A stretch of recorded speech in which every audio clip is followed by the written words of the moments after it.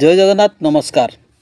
आसतु नजर पकेबा मयूरभंज जिलार आज top news update कौन कौन सब रही किंतु तापूर्व आपण मानक गोटे अनुरोध वीडियोटी को संपूर्ण देखंतु आ जो मैंने प्रथम करी चैनल को आछंती सब्सक्राइब करंतु जाफल प्रत्येक नूतन वीडियो नोटिफिकेशन आपण सर्वप्रथम पाई परिबे। आज प्रथम खबर बारिपदार कृष्णचंद्र गले निकट में गाड़ी मोटर जांच समय विपुल परिमाण देशी मद जबत कला बारिपदा टाउन थाना पुलिस। बुधवार बारिपदा सहर कृष्णचंद्र गले निकट में गाड़ी मोटर जांच समय विपुल परिमाण में देशी मद जबत कर सूचना मिली।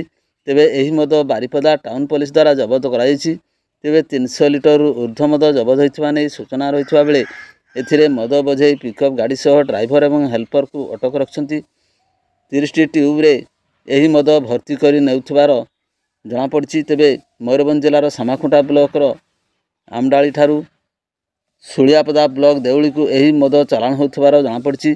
तेबे अटक 2 जनक मध्य खुंटा ब्लॉक अंचल ड्राइवर शांतनु दे एवं हेल्पर जनक होउचंती बालेश्वर जिला बालियापाड़ अंचल सामाई मुर्मू बोली जमापड़ी। पुलिस पक्षर दिन प्राय 2:45 समय एने सूचना प्रदान करा जायछि। परवर्ती खबर बेतनडी थाना बड़जामणी फांडी अधीन भालियाढिया पंचायतर खेजुरिया ग्राम में घर सामना कूअरु पानी काटुवा समय असावधानतावशत गोड़ खसी जीवारु गभीर कूअरे खसी पड़ी बुधवार अपराह्न 4टारे जनकर शोचनीय मृत्यु घटी। मृतक जनक होउछंती खेजुरिया ग्रामर मचिराम सोरेनकर 53 वर्षीय पुओ दुखीराम सोरेन। बुधवार अपराह्न निज घर सामने कूअरु पानी काटुवा बेले कौनसी कारणरू भारसाम्य हराई दुखिया गभीर कूअरे खसी पड़ते। संगे संगे घर लोक एवं साई पड़िशा सहायतार दमकल केन्द्र को खबर दि जाइथिला। खबर पाई अग्निशम बाहिनीर कर्मचारी माने घटनास्थल पहुंची गभीर कूअरु दीर्घ घंटार उद्यम पर दुखिया को उद्धार कर निकटस्थ किसानताणी डाक्तरखाना भर्ती करथिले सुधा सेठारे कार्यरत डाक्तर तांको मृत घोषणा करथिले। खबर पाई बड़जामणी फांडी अधिकारी एएसआई अशेष कुमार दास डाक्तरखाना पहुंची 61 नंबर रे एक अपमृत्यु मामला रुजु करने सहित मृतदेह जबतपूर्वक तदंत आरंभ करथिले। गुरुवार शव व्यवच्छेद कर परिवारवर्ग को हस्तांतरित करथिले। परवर्ती खबर बांगरीपोषी थाना 112 नंबर को कॉल करी अभियोग करने युवकों को अटक नहीं थाना रे हेला तुमुल कांड। बालीचरा चालाण को नहीं जैनिक युवक 112 को फोन करी गाड़ी जबत करने बांगरीपोषी थाना को सूचना देते।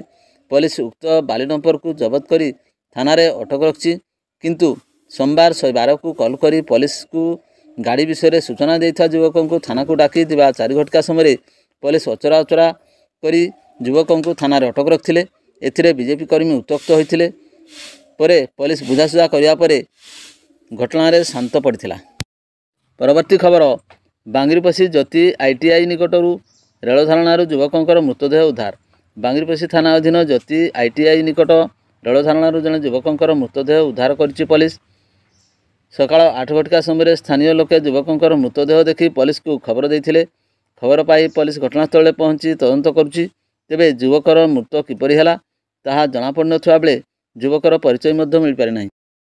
परवर्ती खबर बारिपदा स्थित स्टील गले निकट में भारसाम्य हराई अरटिला बैटेरी चालित टोटो जड़े आहत। दिन प्राय 2 घटिका समय बारिपदा स्थित स्टील गले निकट में बांक करुवा समय भारसाम्य हराई बैटेरी चालित टोटोटी ओलटि पड़ा। सेठारे ड्राइवर समेत 3 जन बसते। तेबे 3 जनक मध्यरु एथिरे जड़े आहत होइथिबा बेले अन्य 2 जन सुरक्षित थिबा देखिबाकु मिलिछि। तेबे स्थानीय लोक माने उद्धार करथिबार दृश्य देखिबाकु मिलिथिला। परवर्ती खबर बुधवार अपराह्न 4टारे नटपुर ठारे दलकी संरक्षित जंगल को बाहरी धान क्षेत्र में प्रवेश कले 50 टिका झाड़खंडी हाथपल। वर्तमान अधिकांश धान क्षेत्रु पाचिला धान अमल कर चाषी घर को नहीं आसथिबा बेले अल्प किछि जमी रे कटा धान गच्छित करी रखा जायछि। लगाण वर्षा पाई जमी ओदा थिबारु खेत भितर गाड़ी आसीपारु नाही। फल रे अमल करी गच्छित करी रखा जायथिबा पाचिला धान घर को आसीपारु नथिबारु सेही सबु गच्छित धान को हाथीपल क्षयक्षति करथिबार लागि पड़िछन्ति। तेबे पश्चिमबंग मुहां होउथबा विशाल झाड़खंडी हाथीपल हठात आसनबणी ठारू पुनर्बार बेतनटी रेंज को फेरी आसिबारु वन विभाग चिंता प्रकट करछि। हाथीपलर गतिविधि निरीक्षण करने को वन विभाग एकाधिक टीम घटनास्थल नियोजित रही। परवर्ती खबर शिमिलपाल अभयारण्य पर्यटक पुणी देखिले कलाबाघ वीडियो है भाइराल। सोमवार दिन प्राय 10:34 समय किसी पर्यटक शिमिलपाल अभयारण्य को बुलवाक जाइथिबा समय ତାଙ୍କୁ ରାସ୍ତାରେ ଏକ କଳା ବାଘ ଘୁରି ବୁଲୁଥିବାର ଦୃଶ୍ୟ ଦେଖିବାକୁ ମିଳିଛି ଏବଂ ସେମାନେ ଏହାକୁ ନିଜ ମୋବାଇଲ କ୍ୟାମେରାରେ କଏଦ କରିଥିଲେ। ତେବେ ଏହି ଦୃଶ୍ୟଟି ବର୍ତ୍ତମାନ PCCF ନିଜ ସୋସିଆଲ ମିଡ଼ିଆ ଏକ୍ସ ପେଜରେ ଅପରାହ୍ନ ପ୍ରାୟ 4:50 ସମୟରେ ପୋଷ୍ଟ କରିଥିବା ବେଳେ ଏବେ ଏହା ମୋବାଇଲରୁ ମୋବାଇଲ ଭିଡ଼ିଓଟି ଭାଇରାଲ ହେବାରେ ଲାଗିଛି। ପରବର୍ତ୍ତୀ ଖବର, ଅମାନିଆକୁ ସାବାଡ଼ କରିବ ବାଙ୍ଗିରିପୋଷି ପୋଲିସ। ବାଙ୍ଗିରିପୋଷି ଥାନାରେ ରହିବେ ଏକ ପ୍ଲାଟୁନ ପୋଲିସ ଫୋର୍ସ। ବଡ଼ଦିନ, ନୂଆବର୍ଷ, ମକର ପର୍ବ ପାଇଁ ବାଙ୍ଗିରିପୋଷି ଥାନାରେ ରହିବେ ଏକ ପ୍ଲାଟୁନ ଫୋର୍ସ। ବିଳମ୍ବିତ ରାତିରେ ରାଜ ରାସ୍ତାରେ ଆଡ୍ଡା କରୁଥିବା ଯୁବକ ହେବେ ସାବାଡ଼। କାରଣ ଦର୍ଶାଉ ନ ପାରିଲେ ସେମାନଙ୍କ ବିରୁଦ୍ଧରେ ହେବ କାର୍ଯ୍ୟାନୁଷ୍ଠାନ। ଏ ସୂଚନା ଦେଇଛନ୍ତି ବାଙ୍ଗିରିପୋଷି ପୋଲିସ। ସମସ୍ତ ଗାଡ଼ି ଯାଞ୍ଚ ହେବ। ଏସ୍ପିଙ୍କ ନିର୍ଦ୍ଦେଶ କ୍ରମେ ବାଙ୍ଗିରିପୋଷି ପୋଲିସ ତତ୍ପରତା ଦେଖାଇଛି। ଏନେଇ ଦିବା 5 ଘଟିକା ସମୟରେ ବାଙ୍ଗିରିପୋଷି ଥାନା ପକ୍ଷରୁ ଅଧିକାରୀ ସୂଚନା ପ୍ରଦାନ କରିଛନ୍ତି। ପରବର୍ତ୍ତୀ ଖବର, ଖୁଣ୍ଟା ଥାନା ଅଞ୍ଚଳରେ ରୀତିମତ ବାଲି ଚୋରାଚାଲାଣ ହେଉଥିବା ବେଳେ 24 ଘଣ୍ଟା ବ୍ୟବଧାନରେ ସ୍ଥାନୀୟ ପୋଲିସ ଗୋଟିଏ ମିନି ଟ୍ରକ୍, ଗୋଟିଏ ଟ୍ରାକ୍ଟରକୁ ଜବତ କରିଛି।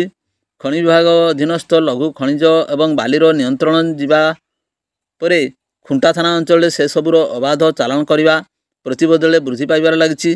କୋହଲା ପାଗରେ ବାଲି ଚୋରାଚାଲାଣ ହେଉଥିବା ବେଳେ ବାହାରଣା ନିକଟରୁ ଗୋଟିଏ ଟ୍ରାକ୍ଟର ଓ ସୁରୁକୁନା ନିକଟରୁ ଗୋଟିଏ ମିନି ଟ୍ରକ୍କୁ ପୋଲିସ ଜବତ କରିଛି ଏବଂ ମାମଲା ରୁଜୁ କରିଛି।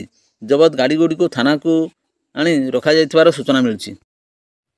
ପରବର୍ତ୍ତୀ ଖବର, ମହାରାଷ୍ଟ୍ର ରାଜ୍ୟରୁ 2ଟି ପର୍ଯ୍ୟାୟରେ ପ୍ରଥମ ବାଘୁଣୀ ଯମୁନା ଏବଂ ଦ୍ୱିତୀୟ ପର୍ଯ୍ୟାୟରେ ବାଘୁଣୀ ଜିନ୍ନତକୁ ଅଣାଯାଇ ଶିମିଳିପାଳରେ ଛଡ଼ାଯିବା ଘଟଣାକୁ ନେଇ ସମଗ୍ର ଶିମିଳିପାଳ ସମେତ ନିକଟବର୍ତ୍ତୀ ଅଞ୍ଚଳରେ ଜନସାଧାରଣ ମଧ୍ୟରେ କୋକୋଆ ଭୟ ସୃଷ୍ଟି ହୋଇଛି। ବିଶେଷ କରି ଉଭୟଙ୍କ ବେକରେ ଖଞ୍ଜା ଯାଇଥିବା ରେଡ଼ିଓ କଲାର ମାଧ୍ୟମରେ ସେମାନଙ୍କର ଗତିବିଧି ସମ୍ପର୍କରେ ଶିମିଳିପାଳ ବାଘର ପ୍ରକଳ୍ପ କର୍ତ୍ତୃପକ୍ଷ ସମସ୍ତ ତଥ୍ୟ ପାଇପାରୁଥିବା ଦାବି କରୁଥିଲେ ମଧ୍ୟ ଶିମିଳିପାଳ ଛଡ଼ାଯିବା ମାତ୍ରେ ସମ୍ପୃକ୍ତ କର୍ତ୍ତୃପକ୍ଷ କିଭଳି ଜାଣିପାରିଲେ ନାହିଁ ବୋଲି ଜୟପୁର ପୂର୍ବତନ ବିଧାୟକ ଶମ୍ଭୁନାଥ ନାୟକ ପ୍ରଶ୍ନ ଉତ୍ଥାପନ କରିଛନ୍ତି। ବାଘୁଣୀ ଜିନ୍ନତ ଶିମିଳିପାଳ ଛାଡ଼ି ପ୍ରଥମେ ଝାଡ଼ଖଣ୍ଡ ଓ ପରେ ପଶ୍ଚିମବଙ୍ଗକୁ ପଳାଇଯାଇଥିଲେ ମଧ୍ୟ ତଥାକଥିତ ଅଭିଜ୍ଞ ବନ ପଦାଧିକାରୀ ସଠିକ୍ ଭାବେ ଜାଣିପାରୁନଥିବା ଘଟଣା ଜନସାଧାରଣ ମଧ୍ୟରେ ବିସ୍ମୟ ସୃଷ୍ଟି କରିଛି। କାରଣ ରେଡ଼ିଓ କଲାର ମାଧ୍ୟମରେ ବାଘୁଣୀଙ୍କର ଗତିବିଧି ସଂଗ୍ରହ କରୁଥିବା ଦାବି କରି କର୍ତ୍ତୃପକ୍ଷ ଆଦୌ ସଚେତନ ନଥିବା ଘଟଣାରୁ ସ୍ପଷ୍ଟ ହୋଇଛି। ବାଘୁଣୀ ଜିନ୍ନତ ଏ ରାଜ୍ୟରୁ ସେ ରାଜ୍ୟକୁ ଯିବା ଯୋଗୁଁ ବାଟରେ ସେ ଅଞ୍ଚଳରେ ସ୍ଥାନୀୟ ବାସିନ୍ଦାଙ୍କ ମଧ୍ୟରେ ପ୍ରବଳ ଆତଙ୍କ ଲାଗି ରହିଛି। ବିଶେଷ ଭାବେ ପର୍ଯ୍ୟଟନ ଶିଳ୍ପର ବହୁଳ କ୍ଷୟକ୍ଷତି ଘଟିଛି। ପର୍ଯ୍ୟଟକ ଆସୁନଥିବାରୁ ଅନେକ ହୋଟେଲରେ ତାଲା ପଡ଼ିଛି। ଲୋକେ ଭୟରେ ଗୋଟିଏ ସ୍ଥାନରୁ ଅନ୍ୟ ସ୍ଥାନକୁ ଯାତାୟାତ କରିପାରୁନାହାନ୍ତି। କେତେକ ବିଶେଷଜ୍ଞଙ୍କ ମତରେ ଜିନ୍ନତ ସମେତ 2 ବାଘୁଣୀ ମହାରାଷ୍ଟ୍ର ସମତଳ ଜଙ୍ଗଲରୁ ଆସିଥିବାରୁ ଶିମିଳିପାଳର ପାହାଡ଼ିଆ ତଥା ଘଞ୍ଚ ଜଙ୍ଗଲରେ ସେମାନେ ନିଜକୁ ଖାପ ଖୁଆଇ ପାରୁନାହାନ୍ତି। ଯେଉଁ ବନ ବିଭାଗ ବିଶେଷଜ୍ଞମାନେ ବାଘୁଣୀ ଯମୁନା ଏବଂ ଜିନ୍ନତକୁ ଶିମିଳିପାଳକୁ ଆଣିବା ପାଇଁ ନିଷ୍ପତ୍ତି ନେଇଥିଲେ ସେମାନେ କାହିଁକି ପୂର୍ବରୁ ସେ ସମ୍ପର୍କରେ ଅନୁଧ୍ୟାନ ନ କରି ତରବରିଆ ଭାବେ ଆଣିଲେ, ସେ ନେଇ ନାନା ପ୍ରଶ୍ନ ଉଠିଛି। ଏପରିକି ଏହି ବାଘୁଣୀ ଜିନ୍ନତକୁ ପଶ୍ଚିମବଙ୍ଗରୁ ଫେରାଇ ଆଣିବା ଦିଗରେ ଶିମିଳିପାଳ କର୍ତ୍ତୃପକ୍ଷ ହରଡ଼ଘଣାରେ ପଡ଼ିଥିବା ଆଲୋଚନା ହେଉଛି। କୋଟି କୋଟି ଟଙ୍କା ଖର୍ଚ୍ଚ କରି ବାଘୁଣୀ ଦ୍ୱୟଙ୍କୁ ଶିମିଳିପାଳ ଅଣାଯିବାର ଭିତିରି ରହସ୍ୟ ସମ୍ପର୍କରେ ପୁଙ୍ଖାନୁପୁଙ୍ଖ ତଦନ୍ତର ଆବଶ୍ୟକତା ରହିଛି ପୂର୍ବତନ ବିଧାୟକ ଶ୍ରୀ ନାୟକ ଦାବି କରିଛନ୍ତି। ତେବେ 3 ରାଜ୍ୟର 120ରୁ ଅଧିକ ବନ କର୍ମଚାରୀ ତଥା ପଦାଧିକାରୀ ବାଘୁଣୀ ପଛରେ ଦିବାରାତ୍ର ବ୍ୟସ୍ତ ରହୁଛନ୍ତି। ଏଥିପାଇଁ ଲକ୍ଷ ଲକ୍ଷ ଟଙ୍କା ଖର୍ଚ୍ଚ ହେଉଛି। ଏହି ଅର୍ଥ ସାଧାରଣ ଲୋକଙ୍କର ଟିକସର ଅର୍ଥ। ଉକ୍ତ ଅର୍ଥକୁ ବନ ବିଭାଗ ପକ୍ଷରୁ ଯେଭଳି ଢଙ୍ଗରେ ବ୍ୟୟ କରାଯାଉଛି ତାହାର ନିରପେକ୍ଷ ତଦନ୍ତ କରାଯିବାକୁ ଶ୍ରୀ ନାୟକ ଦାବି କରିଛନ୍ତି। ପରବର୍ତ୍ତୀ ଖବର, କରଞ୍ଜିଆ ବନଖଣ୍ଡର କରଞ୍ଜିଆ, ଦୁଧିଆଣୀ, ସାତକୋଶିଆ ବନାଞ୍ଚଳରେ 36 ଶିମିଳିପାଳ ଏବଂ ଝାଡ଼ଖଣ୍ଡୀ ହାତୀପଲଙ୍କ ଦୌରାତ୍ମ୍ୟ ଲୋକେ ଆତଙ୍କିତ ହୋଇପଡ଼ିଛନ୍ତି।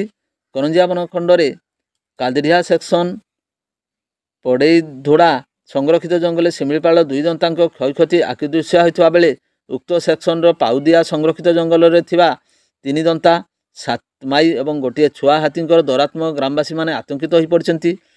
ବିଳମ୍ବିତ ରାତିରେ ମିଲୁଡିହି ଗ୍ରାମର ଗୋବିନ୍ଦ ଟୁଡୁ ଓ ସାଲଖୁ ଟୁଡୁଙ୍କ ଘର ଭାଙ୍ଗିବା ସହିତ ଗୌଡ଼ଗାଁ ଗ୍ରାମର ନନ୍ଦ ନାୟକଙ୍କର ଘର ଭାଙ୍ଗି ଧାନ ଚାଉଳ ଖାଇଛନ୍ତି। ସୌଭାଗ୍ୟବଶତଃ କେହି ଆହତ ହୋଇନଥିବା ବେଳେ ହାତୀ ଭୟରେ ଗ୍ରାମବାସୀମାନେ ରାତିସାରା ଘର ସମ୍ମୁଖରେ ନିଆଁ ଜାଳି ଜଗି ରହିଥିଲେ। ସେହିପରି କରଞ୍ଜିଆ ବନାଞ୍ଚଳ ସିଙ୍ଗଡ଼ା ସେକ୍ସନ ପୋଖରିଆ ସଂରକ୍ଷିତ ଜଙ୍ଗଲରେ ଶିମିଳିପାଳ ଗୋଟିଏ ଦନ୍ତା ଗୋଟିଏ ମାଇ ଏବଂ ଗୋଟିଏ ଛୁଆ ହାତୀ ଥିବା ଜଣାପଡ଼ିଛି। ଦୁଧିଆନି ବନାଞ୍ଚଳ ତାଟ ସେକ୍ସନ୍ କୁଡ଼ିଡିହା ସଂରକ୍ଷିତ ଜଙ୍ଗଲରେ ଝାଡ଼ଖଣ୍ଡି ହାତୀପଲଙ୍କ ମଧ୍ୟରେ 3 ଦନ୍ତା 6 ମାଇ ଏବଂ 6 ଛୁଆ ହାତୀ ଥିବାବେଳେ ଭଣ୍ଡା ସେକ୍ସନ୍ ବୁଢ଼ୀପାଟ ସଂରକ୍ଷିତ ଜଙ୍ଗଲ ସନ୍ନିକଟ ବାୟାସାହି ପାଖରେ ଗୋଟିଏ ଝାଡ଼ଖଣ୍ଡି ଦନ୍ତା ଲୋକଙ୍କର ନିଦ ହଜାଇ ଦେଇଛି। ସାତକୋଶିଆ ବନାଞ୍ଚଳ ଗଡ଼ଭଙ୍ଗା ସେକ୍ସନ୍ ସାତକୋଶିଆ ସଂରକ୍ଷିତ ଜଙ୍ଗଲରେ ଶିମିଳିପାଳ 4 ଦନ୍ତାଙ୍କ କ୍ଷୟକ୍ଷତି ଜଣାପଡ଼ିନାହିଁ।